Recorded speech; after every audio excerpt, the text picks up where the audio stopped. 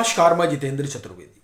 BJP और प्रधानमंत्री नरेंद्र मोदी के सामने बहुत बड़ी चुनौती मुंह बाए खड़ी हुई है और जिस तरीके का घटनाक्रम आकार ले रहा है और जो सियासी ताना बाना बुना जा रहा है, उससे एक बात तो बड़ी साफ है कि अगर पीएम नहीं चेते और बीजेपी ने कुछ कदम नहीं उठाए तो ये मान कर चलिए कि मामला इनके हाथ से निकल जाएगा और जिस गठबंधन के अगुआ नरेंद्र मोदी बने हुए हैं उस गठबंधन की गांठें जो है वो खुलने लगेंगी और ये बहुत बड़ा संकट खड़ा हो जाएगा इस सरकार के सामने, इस पार्टी के सामने और इसके जनाधार के सामने।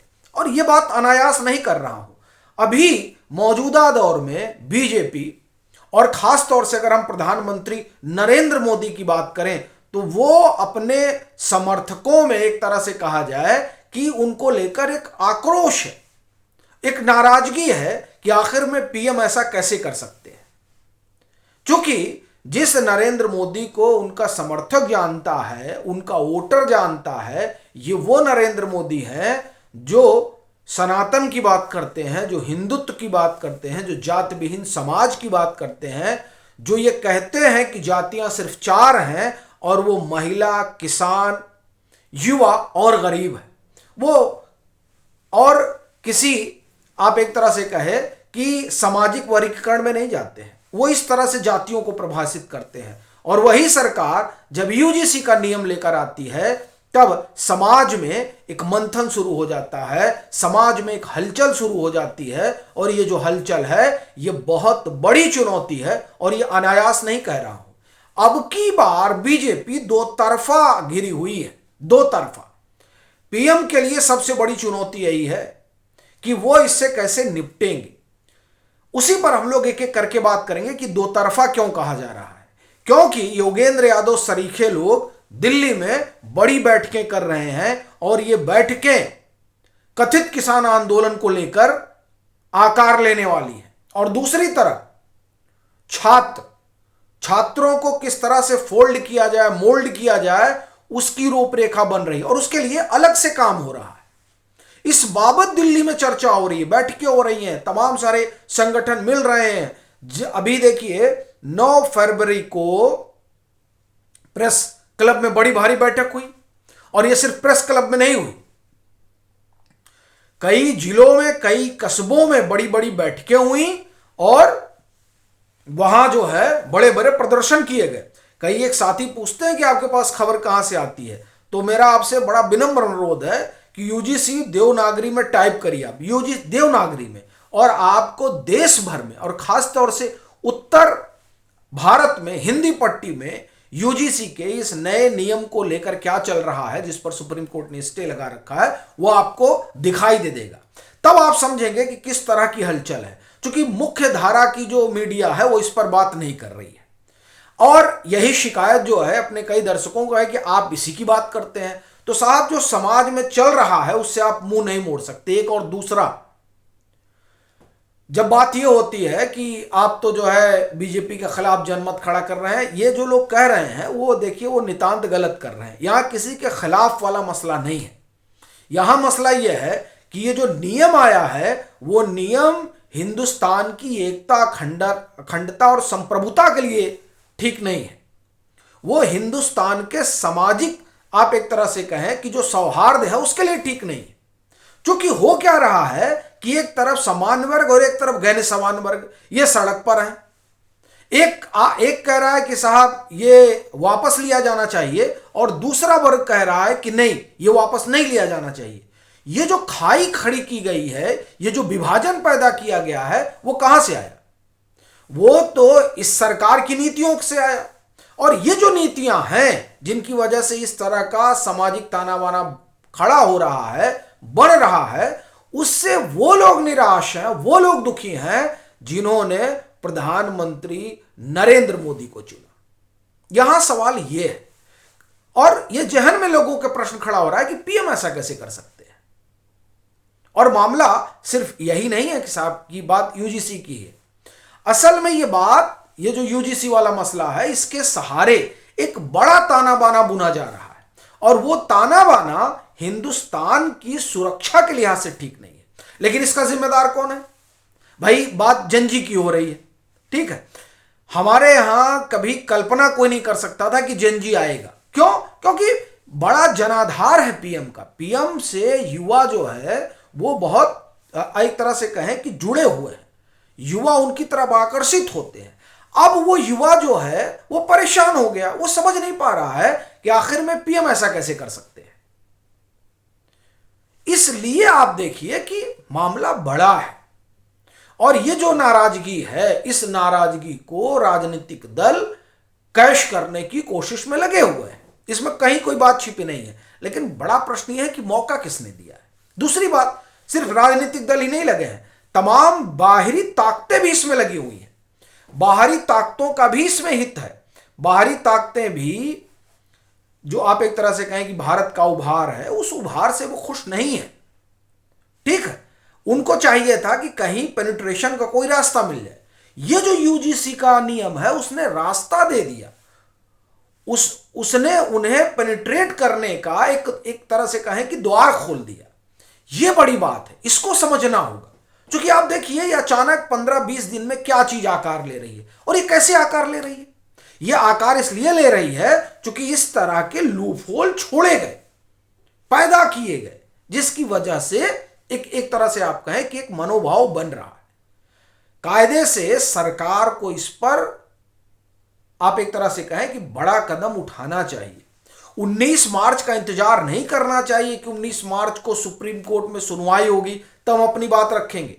तब तक जो है गंगा में बहुत पानी बह जाएगा।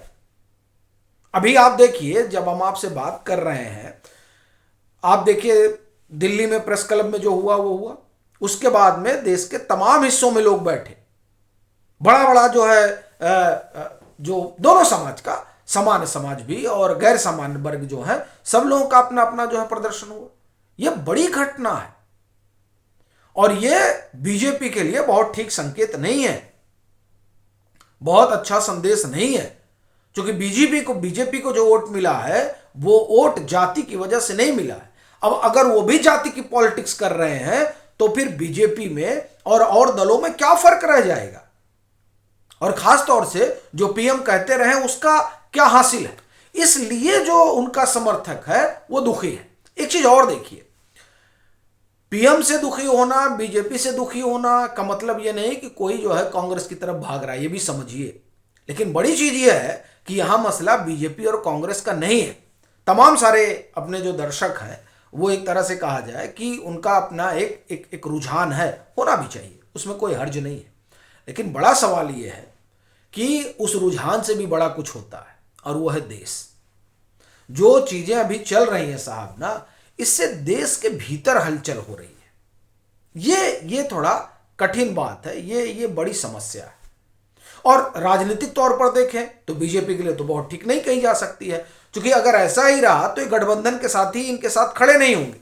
वो तो खुद भाग जाएंगे उठ के कि साहब कौन इनके साथ खड़ा हो, और इस यहां रहने क्या मतलब है। क्यों? क्योंकि दोनों जो ये नियम है, इस नियम को लेकर दो धड़ा है, एक पक्ष में एक विपक्ष में। और हर राजनीतिक दल जो है वो यही देख रहा है कि साहब कि हम इनके साथ लगे हुए हैं, और इनकी जो इनको लेकर जो नाराजगी है उसमें कहीं हम ना पिस जाए। क्योंकि देखिए कांग्रेस के साथ क्या हो रहा है, कांग्रेस के खिलाफ इतनी नाराजगी है कि अगर आप उसके साथ जुड़ते हैं तो आपका सीट कम हो जा रहा है, ये परिस्थिति है।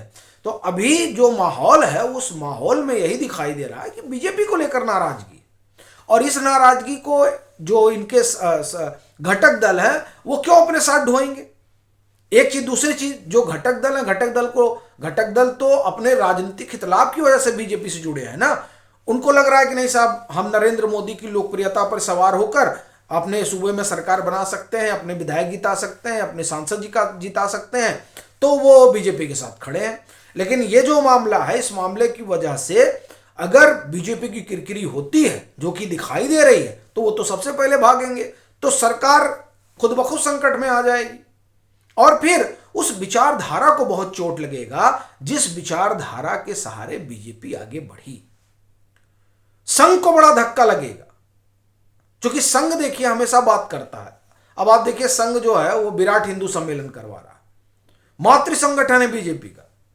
जो मातृ संगठन है वो विराट हिंदू सम्मेलन करा रहा है, और जो जो कहा जाए कि बच्चा है वो कह रहा है कि नहीं साहब हम तो जो है यूजीसी नियम में जाके फंसेंगे। तो ये जो चीजें हैं वो समाज में चर्निंग पैदा करती हैं, और ये जो चर्निंग है इसी चर्निंग का फायदा उठाने की कोशिश हो रही है। राहुल गांधी की बातें सबको समझ में आ रही हैं, बताइए, ये अपने आप में बड़ा आश्चर्य है। और इसके लिए मोदी सरकार को धन्यवाद दीजिए कि वो यूजीसी वाला मामला लेकर चले आए, नहीं तो राहुल गांधी क्या कह रहे हैं इस पर कोई ध्यान नहीं देता था। जो एक बड़ा वर्ग है, जो समर्थक वर्ग है, लेकिन वो ध्यान दे रहा है। एक चीज, दूसरी चीज, ये जो यूएस ट्रेड डील हुई है, इस यूएस ट्रेड डील को कन्वे करने में सरकार जो है वो बहुत सफल नहीं हुई है। क्यों मैं ये कह रहा हूं? देखिए, एक तो यूजीसी वाला मामला, यूजीसी मामले की वजह से जो समर्थक हैं वो नाराज हैं, और जिनको इस बात को सुनने में ऐतराज हो रहा है कि नहीं समर्थक नहीं नाराज हैं, तो मैं फिर उनसे कहूंगा कि साहब देवनागरी में यूजीसी टाइप करिए, आपको समझ में आ जाएगा कि किस तरह का हिंदी पट्टी में मामला चल रहा है। दिल्ली में जो लोग हैं वो देख रहे हैं कि दिल्ली में क्या कुछ हो रहा है। अच्छा, आप दिल्ली में नहीं पता है तो थोड़ा पता करिए कि दिल्ली यूनिवर्सिटी में क्या चल रहा है, जो है जेएनयू में क्या चल रहा है। अच्छा, वहां जो एक तरह से कहा आयशा वायशा को जो है सस्पेंड कर दिया गया है, यानी छात्र संगठनों को निलंबित कर दिया गया, तो उनके पास अब कोई काम नहीं है। उनके पास एक ही काम है कि यूजीसी के समर्थन में जो आंदोलन चल रहा है, जो लोग खड़े हो रहे हैं, उनको पीछे से सपोर्ट किया जाए, वो इसमें लगे हुए हैं। और एक पूरी बड़ी जमात है जो नरेंद्र मोदी को दिल्ली में बैठे हुए नहीं देखना चाहती है। वो सोच रही है कि इसी यूजीसी के बहाने एक बड़ा अव्यय पैदा कर दिया जाए नरेंद्र मोदी के खिलाफ। अब इसमें उनका तो संकट है नहीं, और उनकी गलती नहीं है। गलती तो ये हो गई कि इस तरह के नियम लाए गए जिसने उनको एक आधार दे दिया। और आप देखिए, इसी नियम की वजह से जो यूएस ट्रेड डील है उसको लेकर माहौल बनाया जा रहा है। योगेंद्र यादव लगातार वीडियो कर रहे हैं और बता रहे हैं कि साहब देखिए एग्रीकल्चर को इन्होंने खोल दिया, ना मालूम कहां से खोल दिया। लेकिन जब मैं ये बोल रहा हूं ना मालूम कहां से खोल दिया, तो इसे भी सुनने के लिए दर्शक वर्ग तैयार नहीं है। मतलब वो जो आप कहें कि जो एक समय में ये बात नहीं सुनना चाहता था कि पीएम कुछ गलती भी कर सकते हैं, अब वही वर्ग साहब ये मानने को तैयार नहीं कि पीएम ने सही किया है। अब यूएस ट्रेड डील में उसको खामी दिखाई दे रही है। अभी हमने पीछे कार्यक्रम किया जिसमें कहा कि बड़ी अच्छी डील रही, उसमें कई लोगों ने कहा खाक अच्छी डील रही। ये बताता है कि जो पीएम के पीछे खड़ा रहा है वो यूजीसी की वजह से किस कदर नाराज हो गया है कि वो साहब दामन छोड़कर भाग जाना चाहता है, और सही बात को भी वो सही नहीं मानना चाहता है। उसको लग रहा है कि नहीं ये लोग सही नहीं बोल रहे हैं, सही तो बोल रहे हैं वो जो पिछले आप एक तरह से कहें कि 20 साल से नरेंद्र मोदी के खिलाफ, और जब से संघ अस्तित्व में आया है तब से संघ के खिलाफ जो लोग अभियान चला रहे हैं वही आज सही बोल रहे हैं। उनकी बात सही है, लेकिन अगर यह कहा जाए कि यूएस ट्रेड डील में कुछ ठीक हो, वो नहीं मानने वाले। अच्छा, इसकी एक वजह और भी है। पीयूष गोयल का आप सुनिए, वो तो वीडियो कट के चल रहा है ना, चित्रा त्रिपाठी से जो उन्होंने बात की, अर्णव गोस्वामी से, वो हिस्सा कट के चल रहा है। उनसे सवाल पूछा जा रहा है कि रसिया के तेल पर क्या हुआ, तो कह रहे हो जाइए आप जो है विदेश मंत्रालय बताएगा। हद स्थिति है, विदेश मंत्रालय बताएगा तो इंटरव्यू आप क्या बताएंगे? तो ये जो चीज हो रही है ना कि हम नहीं बता पाएंगे, विदेश मंत्रालय बता पाएगा, इससे भी एक संदेश जाता है कि कुछ फिसी है, क्यों नहीं आप ठीक ठीक बोल रहे हैं। अच्छा, इसको लोग फिसी नहीं भी मानते, लेकिन फिर वही मसला है, एक ऐसा मुद्दा है जिसकी वजह से कोर नाराज है, और जब कोर नाराज होता है तो फिर साहब वो कुछ सुनने को तैयार ही नहीं होता है। तो इसीलिए आप देखिए कि अच्छी भली यूएस ट्रेड डील है, उसमें एग्रीकल्चर के लिए ऐसा कुछ नहीं है जिस पर माहौल बनाया जाए, लेकिन आप एक तरह से कहें कि जो अमेरिकी वामपंथ है, देखिए वामपंथ दो तरीके का है। एक चीनी वामपंथ जो हमारे यहां एक्टिव नहीं है, वो तो बेचारा मृतप्राय हो चुका है। ये जो योगेंद्र यादव और पूरा कुनबा है वो अमेरिकी वामपंथ को रिप्रेजेंट करता है, ये जान लीजिए आप। बड़ा अमेरिका ये लोग जाते हैं, इन लोगों का सारा जो आप एक तरह से कहें हिंदुस्तान में जो अब जैसे आप देखिए तमाम सारे जो यहां पर संगठन चल रहे हैं, रिसर्च वगैरह करते हैं, सबको फंड वहीं से आ रहा है। तो ये वहां का वामपंथ है। तो वो वामपंथ जो है वो आकार दिलवाया जा रहा है किसको, कि साहब किसानों को भी उतारो। तो एक तरफ यूजीसी को लेकर छात्र और वो लोग जो जो राजनीतिक रोटियां सेकना चाहते हैं, और दूसरी तरफ किसानों वाला मसला यानी यूएस ट्रेड डील को लेकर। तो ये दोनों चीजें पैरेलल चल रही हैं। इसलिए दोहरी चुनौती है नरेंद्र मोदी सरकार के लिए, बीजेपी के लिए। इससे इनको बड़े, आप एक तरह से कहें कि राजनीतिक चतुराई से निपटना होगा। क्योंकि अगर नहीं निपटे तो यह मानकर चलिए कि मामला जो है बहुत गंभीर होने जा रहा है। और यह सरकार और छोड़ दीजिए, यह बड़ा जो संकट है वो देश के सामने आ रहा है कि हाँ, ये क्या करना चाह रहे हैं, किस तरह का समाज बनाना चाह रहे हैं। क्योंकि अगर हम उसी जातीय वैमनस्य में घुसेंगे तो आप समझिए कि इस देश का भविष्य क्या होगा। 47 में क्या विकसित बनेगा ये, जब हम एक ठीक एक गाइडलाइन नहीं ला पा रहे हैं, हम यूएस ट्रेड डील में कन्वे नहीं कर पा रहे हैं कि हम करना क्या चाहते हैं, तो अब क्या 47 में विकसित बनेगा। यह बड़ी चुनौती है। यानी ये जो मामला है ये किसी पार्टी और सरकार से बड़ा है, इसलिए इस पर बात करना बेहद आवश्यक हो जाता है। बाकी आप लोगों की क्या राय है, जरूर साझा करिएगा।